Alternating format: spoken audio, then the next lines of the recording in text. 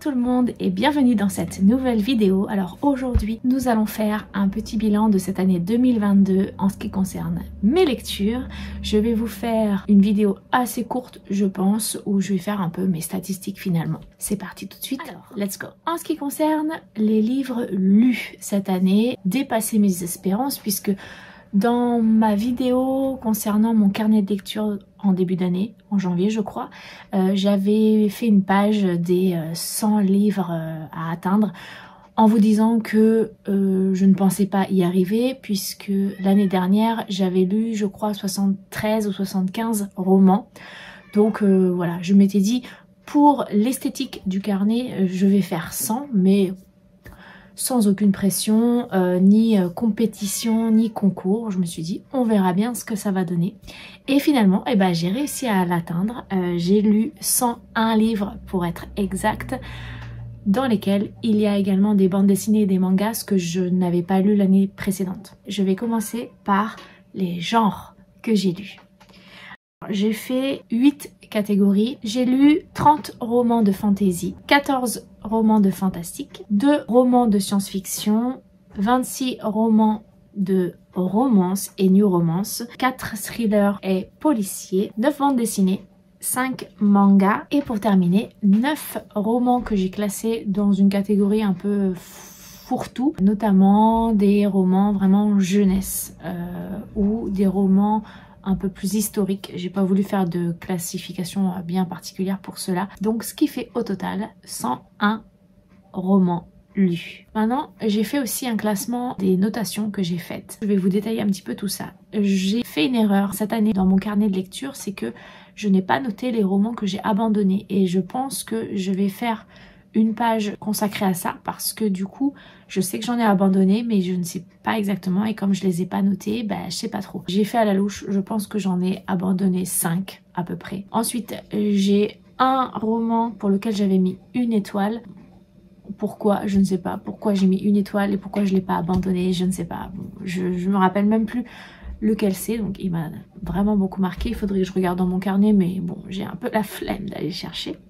Ensuite, des romans avec 2 étoiles et demie, j'en ai 3, donc vraiment pas terrible. 3 étoiles, j'ai 6 romans. 3 étoiles et demie, j'en ai 17. 4 étoiles, c'est la catégorie qui a le plus de romans, j'en ai 39. 4 étoiles et demie, j'en ai 19.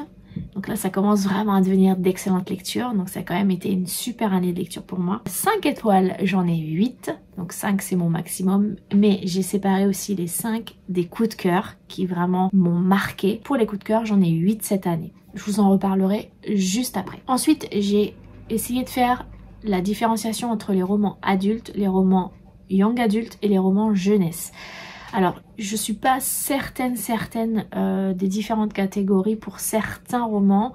Là, je l'ai fait à la louche, mais l'année prochaine, je serai un peu plus rigoureuse là-dessus parce que je l'ai noté nulle part finalement. Donc, c'est dans mes souvenirs et de ce que je pense être adapté ou non pour des jeunes adultes notamment. J'ai lu 20 romans BD, manga, bref, catégorisé jeunesse. J'ai lu 30 romans young adultes et j'ai lu, du coup, si vous faites le calcul, 51 romans adultes. Alors, dans ces romans adultes, tout ce qui est romance, je les ai intégrés là-dedans, même si c'était pas forcément de la new romance avec des scènes vraiment très osées, mais voilà, je me suis dit on va faire simple. Et enfin pour terminer, j'ai aussi fait une différenciation entre les livres que j'ai en format papier de ceux que j'ai en e-book et des audios. Alors les audios, ça va être clair, j'en ai lu, écouté 0 cette année. J'ai essayé, mais j'arrive vraiment pas à rentrer dans la lecture, à me concentrer. Au bout d'un moment, je pars dans d'autres univers. Donc du coup, pour moi, ça fonctionne pas. Peut-être que j'ai pas trouvé le roman qui me plaisait. Par exemple, j'aimerais bien relire La passeuse de mots, le premier tome. Je sais qu'il est en audio et je me dis pourquoi pas pendant que je fais d'autres choses pas trop compliquées, pourquoi pas l'écouter pour me remettre vraiment bien en mémoire tout ce roman, mais j'ai un peu peur on va dire. Ensuite pour les e-books j'en ai lu 22 et en ce qui concerne les versions papier j'en ai lu 79. Voilà, ça ce sont mes statistiques. Alors si on fait un résumé, vraiment résumé de mes genres de prédilection, eh bien incontestablement c'est la fantasy qui l'emporte, avec derrière, pas trop loin, la romance. Ouais, j'aime bien alterner une romance, une fantasy, ou lire en même temps en papier une fantasy et en e-book une romance. Ça me gêne pas du tout et je trouve ça plutôt agréable. Voilà. Et alors maintenant, je vais vous rappeler un petit peu mes coups de cœur de cette année. Je ne fais pas de classement, même si j'en ai un qui sort du lot bien évidemment, mais je vous en ai déjà parlé. Donc je reprends mon carnet et je vous redis rapidement les différents coups de cœur que j'ai eu. Alors en romance, j'en ai eu 3, notamment le tome 2 des Bridgerton qui est consacré à Anthony, le tome 6 des Bridgerton aussi qui lui est consacré à Francesca et Michael, ouais je m'en rappelle très bien de cette histoire. Ces 2 romans sont écrits par Julia Quinn. Ensuite, j'ai eu un énorme coup de cœur pour le tome 3 de Campus Drivers de C.S. Quill. C'était l'histoire d'amour entre Lewis et Carrie, un peu à la Fast and Furious. Donc ça vraiment, j'avais adoré l'humour, les répliques cinglantes. Vraiment, c'était un pur délice à lire. Ensuite, j'ai eu un très gros coup de cœur pour le tome 1 d'Iscari qui est écrit par Kristen Ciccarelli. Vraiment, ça a été une grande découverte. Je m'attendais pas du tout à aimer des romans avec des dragons et vraiment ça m'a beaucoup plu. Les dragons ont une part vraiment importante dans ce roman et vraiment j'ai adoré. Ensuite, mon coup de cœur ultime de cette année 2022, c'est Les Poisons de Catharse, écrit par Audrey Alouette. C'est une petite pépite, un bijou, un sucre d'orge, enfin bref, c'est un régal. J'ai vraiment adoré ce roman, j'adore sa plume. D'ailleurs, vous allez voir, j'ai d'autres coups de cœur d'elle. Et si vous ne l'avez pas lu, vraiment, je vous le conseille. Si on n'a qu'un à retenir, c'est celui-là selon moi. Ensuite, on continue avec Audrey Alouette. J'ai adoré. J'ai eu un coup de cœur pour le premier tome de Magic Charlie, ainsi que pour le second. Je n'ai pas lu encore le 3e tome. Je l'ai en ma possession, mais j'attends un petit peu. Je veux un petit peu savourer encore. J'ai quand même hâte parce qu'en plus, je sais qu'on va retrouver un personnage savoureux qui était présent dans Les Poisons de Catharse. Donc voilà, la boucle est bouclée. J'adore et j'ai hâte de le lire ce tome 3. Et pour terminer, un autre coup de cœur que j'ai eu, c'est pour le second tome de la duologie de Cassandre Lambert qui s'appelle L'Antidote Mortel.